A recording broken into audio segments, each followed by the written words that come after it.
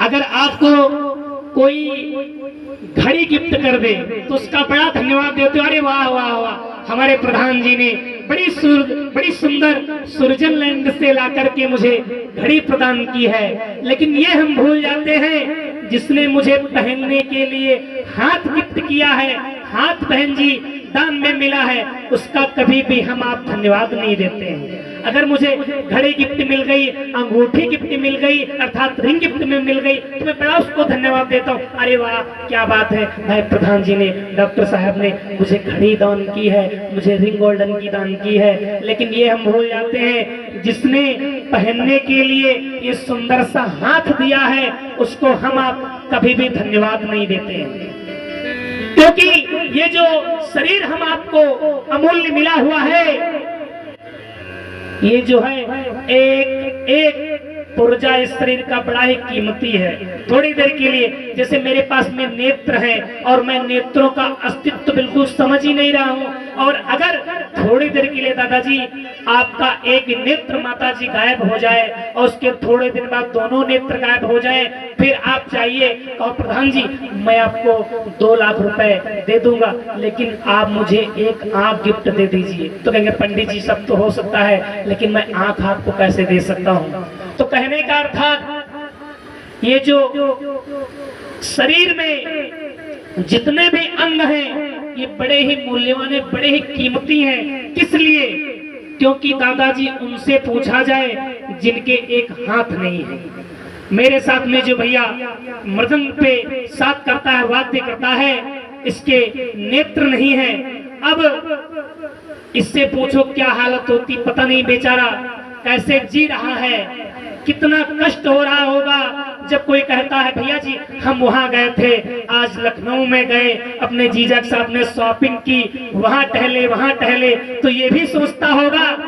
कि काश मेरे भी आंख होती तो मैं भी बढ़िया फिनिक्स में जाकर के बढ़िया सुंदर सी शॉपिंग करते, टहलते अपने दीदी के साथ में, जीजा के साथ में, कितना आनंद आता। लेकिन धन्यवाद ईश्वर को नहीं देता। एक हमारा पैर गायब हो गया,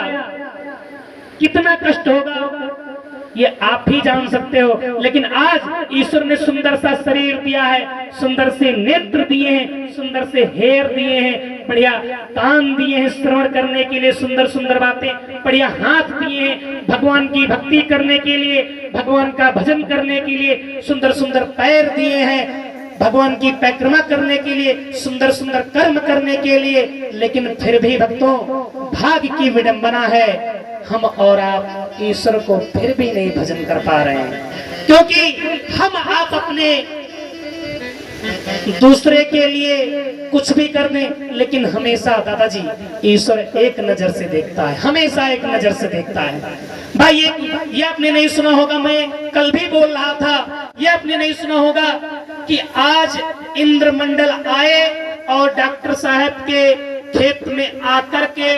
फार्म में आकर के बारिश होकर के चले गए, और बगल में हमारे दादाजी बैठे, इनका खेत रह गया, इनका फार्म रह गया। क्योंकि ये ईश्वर भेदभाव कभी नहीं कर सकता है। ये जो मनुष्य है, मनुष्य भेदभाव करता है, ईश्वर के अंदर कभी भी भेदभाव नहीं है। भाई एक लोटा सूर्य नारायण को जल दे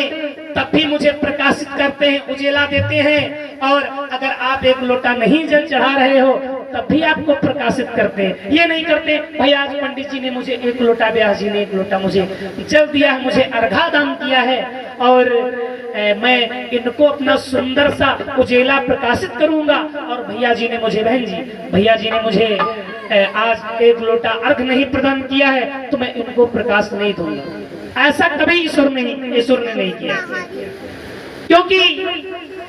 जल दुनिया में एक है बहन जी, जल दुनिया में एक है, लेकिन जल सब,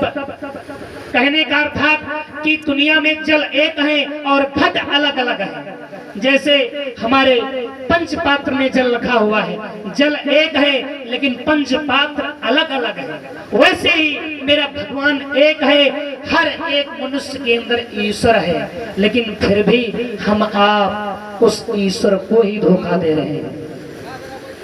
तो समस्त भक्तों से निवेदन है, अगर आपको ईश्वर ने सुंदर सा ये शरीर दिया है, तो कभी भी किसी को अपने हृदय से ठेस न पहुंचाई जाए, क्योंकि हमारा आपका मेन भजन यही है कि हर एक प्राणी को खुश रखना। क्योंकि उन माताओं से पूछो जिन माताओं के बालक माँ को पीट